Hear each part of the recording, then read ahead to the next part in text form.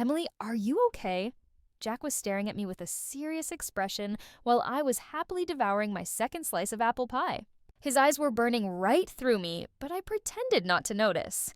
Yeah, I replied without even looking up from my plate, savoring every bite of the sweet dessert. Is something wrong? I saw him take a deep breath and close his eyes, holding back his irritation. After mentally counting to 10, I know this habit of his, he slowly said, "Is something wrong?" "Everything is wrong, Emily. When was the last time you looked in the mirror?" "Do you ever look at yourself? Where's my slim wife? Where's your figure, Em?" He wasn't raising his voice, but each word stung like a whip. I froze with the fork in my hand. I mean, I get it. Everyone wants something sweet now and then. I'm not a saint either, but there has to be some limit. Look in any kitchen cabinet. Chocolate bars, cookies, candy. "This damn apple pie." He nodded at my plate. "Which slice are you on now? Lost count? Let me remind you. It's your third. Third, Emily. At this rate, we'll soon need to widen the door frames because you won't fit through them." I put down my unfinished slice of pie and looked at my husband. There was a lump in my throat, but I decided to just listen silently. And he continued, getting more worked up with each second. "I don't recognize you anymore. Instead of those cute dresses and skirts you used to wear, you're always in sweatpants now. No makeup, stopped styling your hair. You know, maybe the guys are right when they say women let themselves go after marriage, like you've locked down a man, so mission accomplished. But we want to look at delicate women, not sumo wrestlers." He paused and added more quietly, "Honestly, Emily, I'm even embarrassed to take you out anymore. To any decent place." I listened carefully to this monologue. Was I hurt? Terribly. Did it pain me? To tears? But deep down, I understood he had a point. Lately, I had been indulging in sweets, stress, anxiety. There was a new management at work, and the new tasks sometimes seemed impossible. My mom was sick too, her health failing. I'd come home, and there, gloomy looks and silence. Jack and I couldn't even have a proper conversation about anything anymore. From the lack of positive emotions, my body constantly craved comfort food, as they call it these days. Of course, I saw I was gaining weight, but I couldn't help myself. Men are visual creatures. I hope you heard me, Jack finished, and, getting up from the table, walked out of the apartment, slamming the door loudly. "Well, that's that," I mumbled, looking at the leftover pie. 5 years of marriage, through thick and thin, as they say. Until that moment, I thought everything was fine in our relationship. And then this bombshell. Of course, I had noticed that my husband had changed lately. Yes, he stopped giving me flowers, but we were saving up for a new car. Yes, he stopped hugging me, saying sweet things, but he worked a lot, was tired. I always found excuses. I went to the mirror and, dropping my bathrobe, critically examined myself. Yes, I was no longer that delicate girl I was at the beginning of our relationship. My hips had noticeably rounded, a belly and love handles had appeared. With horror, I noticed cellulite and flabby arms that looked like jelly. "God, what a nightmare!" I muttered out loud, pulling my robe back on. I darted to the bedroom and pulled the scale out from under the bed. Wiping the dust off the electronic display with the edge of my robe, I squeezed my eyes shut and stepped on it. Opening one eye, I looked at the numbers and jumped off in shock. 33 pounds. When? How? I collapsed into a nearby chair in despair and thought about what to do next. "Okay, Emily, you've really packed on the pounds. You're not Emily anymore. You're Emilissimo," I said out loud to myself. Thank God my husband cares enough to open my eyes. It's decided. I'm going to lose weight. This situation requires immediate intervention. I resolutely opened my laptop. I spent several hours on the computer, researching proper nutrition and exercise. Turned out that weight loss is a whole science. It's much easier to gain it than to lose it. My head was slightly aching from all the information, but I decided I would combine exercise and diet. That way, the process would be more effective and faster. That same day, I signed up for a gym a couple of blocks from my house. I decided I'd walk there. No more Uber or buses. From that day on, they were off limits. The first workouts and dietary restrictions were incredibly tough for me. Muscles unaccustomed to heavy loads burned like fire. My whole body ached as if a truck had run over me. but I was motivated by the desire to prove to Jack that I could be beautiful and slim again. Over time, the workouts even started bringing me pleasure. However, even when the first results appeared, my stomach got firmer and I lost several inches in my hips. My husband's behavior remained the same. One evening, returning home from the gym, I saw a real mess. Dirty laundry was dumped out of the hamper onto the floor. The kitchen countertop was covered in soup and breadcrumbs. Jack was lying on the bed, glued to his phone, flicking pistachio shells right onto the carpet. "Jack, what's going on here? I cleaned everything this morning," I asked tiredly. "Oh, really?" He smirked, looking at me contemptuously. "I didn't notice. My shirt for the meeting is wrinkled. I've asked you 3 times to make a proper borscht, not this pink slop. And please tell me, when was the last time you vacuumed the carpet? I understand you're a busy person now. Work, gym, but look around. We're living in a pigsty." I couldn't believe my ears. I was so shocked I couldn't even respond. His shirt had been ironed and hung on a hanger before I left. Now it was crumpled up and thrown on the ironing board. I'd always made borscht using the same recipe, and he'd always liked it before. He used to help with cleaning, too. At the very beginning of our marriage, we divided the household chores so no one would feel overburdened. And vacuuming the carpet, by the way, had always been Jack's job. Everything inside me burned with hurt and injustice. Why was he treating me like this? He could clearly see how tired I'd been lately. I really had to juggle several things at once. Caring for my mom, work, and now the gym, too. A lump rose in my throat. My eyes filled with tears. I silently went to the other room and, falling face first into the pillow, cried soundlessly. At that moment, I just wanted to fall asleep and never wake up. After calming down a bit, I got up and started cleaning. Maybe he's having problems at work. That's why he's lashing out, I thought, trying to find an explanation for his behavior. Several days passed. I never managed to have a heart-to-heart with Jack. He either completely ignored me or answered through gritted teeth in short phrases. I couldn't take it anymore. I couldn't tell my mom. She would worry even more, and her health was already poor. I decided to confide in a colleague from work. Sandy and I had been friends for almost 10 years. She'd been married twice. Maybe she could offer some good advice. "Hey, can I talk to you about something?" I asked when we met for lunch at a small cafe near the office. "Sure, shoot." Sandy nodded, sipping her diet latte. I told her the whole story, from Jack's first comments about my weight to his recent antics with the messy apartment. Sandy listened attentively, not interrupting, occasionally shaking her head. "Well, the situation is pretty rough," she said when I finished, "but quite typical, honestly. As my Aunt Vera says, you don't need a fortune teller for this one." "What do you mean?" I asked, confused. "He's seeing someone on the side, honey," Sandy said directly. "And from his nitpicking, Em, we can draw a few conclusions." I felt a chill inside. "What kind of conclusions?" "She's slim and probably not burdened with heavy work and housekeeping like you. Young and looks at him with adoring eyes. Doesn't nag him about every little thing. Dresses fashionably and with taste," Sandy listed, counting on her fingers. "And in his eyes, you're losing to her on all fronts." I listened to my friend silently, but I didn't want to believe it. "That can't be right," I waved dismissively.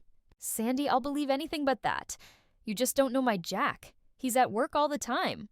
And if he was seeing someone, there would be signs. Lipstick marks, the smell of someone else's perfume, strange calls at night. But there's none of that." Sandy, hearing my justifications, just smiled and shrugged. She clearly had no intention of trying to convince me of anything. "I think he just wants me to change," I continued, convincing myself. "Yes, I agree. His method is harsh, but we women don't always get the message when it's delivered nicely." This way, it got through immediately. At my next visit to the gym, I noticed a young woman. I hadn't seen her there often, but when our workout times coincided, I couldn't take my admiring eyes off her.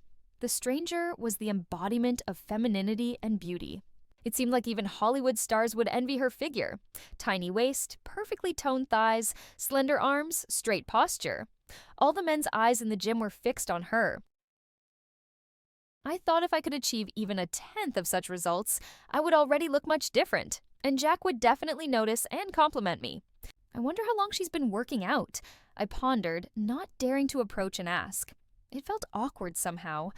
But that day, fortune was clearly on my side. Walking past my machine, the stranger tripped and dropped her phone, which slid under my elliptical trainer. I immediately seized the opportunity, bent down, retrieved the device, and handed it to her. "Here you go," I smiled. "Oh, thanks." "I have no idea how I managed to trip," she replied, looking around. "The carpet's coming up a bit there. I've stumbled a few times myself," I explained. "By the way, I'm Emily. I see you here often, and honestly, I'm just amazed." "Megan," she introduced herself. "And what exactly amazes you?" "You," I laughed. "Your figure, your posture. If you don't mind sharing, what's the secret to achieving that?" I winked at my new acquaintance. "There's no real secret," Megan smiled. "You just need to love yourself, stress less, sleep more, watch what and how much you eat, and of course, exercise regularly." For example, I also swim and do yoga. That day, I went home very inspired. Megan showed me several new exercises for problem areas and gave me a couple of nutrition tips. We also agreed to meet at the pool. I decided to sign up for yoga too. A new body became my obsession. Megan turned out to be an interesting person, not just in appearance, but in conversation too. And although many of our life views didn't align, and in some cases were completely opposite, a friendship formed between us. Younger and more confident, Megan was used to taking what she wanted from life. I, being more modest and cautious, secretly wished I could be more like my new friend. One day, as usual, I was texting with Megan on WhatsApp and unexpectedly received a photo of a gorgeous necklace with blue stones and the caption, "Gift from my sweetheart." Wow. I've only seen something like that on the Queen of England. Your husband is really something. I sincerely admired. After a short pause came a voice message. "Emily, darling, what husband? At our age, a husband and a sweetheart are two different people," Megan said with a laugh. But I still returned to the gift. I didn't like the color of the stones at all. It doesn't suit me. And the arrangement of the stones is kind of weird. Of course, it's a quality piece, custom made, but I was shocked. Knowing myself, even if I didn't like something, I would never return a gift. After all, it's just impolite. But to return such an expensive necklace, how did he react? I asked. The man tried his best. From Megan came a reply with laughing images. "Come on." He just ordered another one. The jeweler said the new one will be ready in a couple of weeks. "I'll definitely show you." This is a perfect example of how men need to be properly motivated. It's just like at the gym. If you overtrain your muscles, you don't get the result you want. If you undertrain, you'll be like jelly for the rest of your life. I could only type one word: unbelievable. I couldn't stop admiring this woman, to take life so easily, to walk through life with your head held high, knowing your worth. That's something to learn. I probably could never do that. I smiled sadly to myself. How does Megan do it? What kind of inner magic does she possess? And how can you learn it? How do you adopt it? These questions kept bothering me. Time passed. My birthday was approaching. I wasn't really in the mood to celebrate big. Despite all my efforts, I had already lost almost 15 pounds and looked much better. My relationship with my husband hadn't improved. But when we were around other people, Jack became very sensitive and attentive. So relatives and friends were sure everything was perfect between us. Finally, my birthday arrived. Only the closest people gathered for the celebration: Jack's parents and sister, my mom. I wasn't expecting any special gifts or surprises. It was just a rare opportunity to get everyone together in a small family circle. However, when it was Jack's turn to congratulate me, everyone gasped. Struggling with the complicated clasp, I opened the velvet box and was surprised to see the very same necklace that Megan had shown me, the one she had rejected. A lump rose in my throat. My temples throbbed and my breath caught. I tried my hardest to hold it together, to not break down in tears in front of the guests. But tears treacherously rolled down my cheeks. The surprised guests started getting up from their seats one by one to get a closer look at my husband's gift. Everyone somehow decided that I was moved to tears by its beauty. "That's our Jack, what a good boy!" exclaimed his sister. "Emily's crying with happiness. I would be crying too." "You're so lucky, Emily, to have such a husband." I couldn't agree more. His mother couldn't contain her admiration. What a royal gift. "For my beloved, nothing is too good," Jack said smugly and approached me to fasten the necklace around my neck. Sitting through the rest of the celebration and pretending nothing had happened was probably the most difficult test of my life. In the evening, when everyone had left, I claimed to have a headache and went to bed to avoid crossing paths with my husband. I didn't have a plan yet for what to do next. Only a puzzle of various events was slowly and painfully coming together into a complete picture, starting from the day when Jack first reproached me for my weight. I was facing a choice: either knowing everything, try to save the marriage, or teach both Jack and Megan a lesson. At dawn, I made the only right decision for myself. I had barely finished washing up and brushing my teeth when a message came from Megan. "Happy belated B-Day! Are you up? Want to grab coffee?" Show off your presents! Once again, I had to make a huge effort not to say too much. After thinking for a few minutes, I replied, "Thanks. Why don't you come over to my place instead? You've never been here? I'll show you my gift too." Words can't describe it. You have to see it in person. "Okay, be there in an hour," Megan immediately responded. Jack was just about to get out of the shower when I told him I'd invited a friend over. "What friend?" he asked suspiciously. "From the gym," I replied as casually as possible. "You don't know her? Her name is Megan?" I noticed Jack tense up, but he quickly composed himself. "Great. I was planning to work from home today anyway." An hour later, the doorbell rang. Jack wanted to open it himself, but I beat him to it, saying there was no need to make my friend uncomfortable right at the door. Megan entered the apartment with a bouquet of flowers and, as usual, smiling broadly, showing off her perfect pearly white teeth. However, I immediately noticed how she paled and looked confused when she met Jack's eyes. He was clearly nervous too, but they both quickly pulled themselves together and pretended they were seeing each other for the first time. "Well, shall we have breakfast?" Jack suggested with exaggerated cheerfulness, clapping his hands. When we were all seated at the table, I looked at Megan and exclaimed, "Oh, I forgot to show you my gift. Honey, maybe not now?" "Let's do it later." Jack tried to stop me, taking my hand. "No, I want to do it right now," I firmly insisted and left the kitchen. I returned a minute later with a velvet box in my hands. "You asked what my husband gave me for my birthday. Look, isn't it beautiful?" I opened the box and handed it to Megan. Looking at the contents, Megan, who was drinking coffee, suddenly choked. After coughing and turning red, she raised her eyes to Jack, who was silently watching what was happening. "Exquisite," she forced out, not taking her eyes off Jack. "But you know what I think?" I continued carelessly, ignoring her reaction. "I think it actually belongs to you." Now I saw before me not a graceful white swan, but a pathetic, frightened, ugly duckling, evoking only disgust. The silence was suddenly broken by Jack, who also now resembled a guilty schoolboy.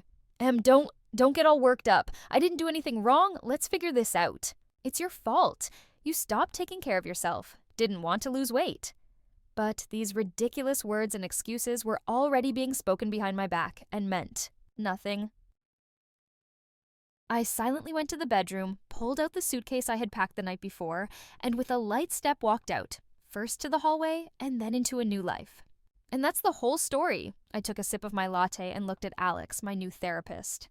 That was 8 months ago. Alex put down his pen and looked at me intently. And what happened next? Next, I rented a small apartment not far from work. Filed for divorce. Jack didn't even try to contest it. I think he was just ashamed. As for Megan, we don't talk anymore. I even changed my number. I can't say I've fully recovered from this situation, which is why I decided to see you, but I did take something good from this story. "What exactly?" Alex inquired. "I understood what it means to love yourself," I smiled. "It's when you don't need to prove anything to anyone. When you accept yourself as you are, with all your strengths and weaknesses. When you don't allow anyone, not a husband, not a friend, not a colleague, to make you feel inadequate." Alex nodded. "That's a very important realization, Emily.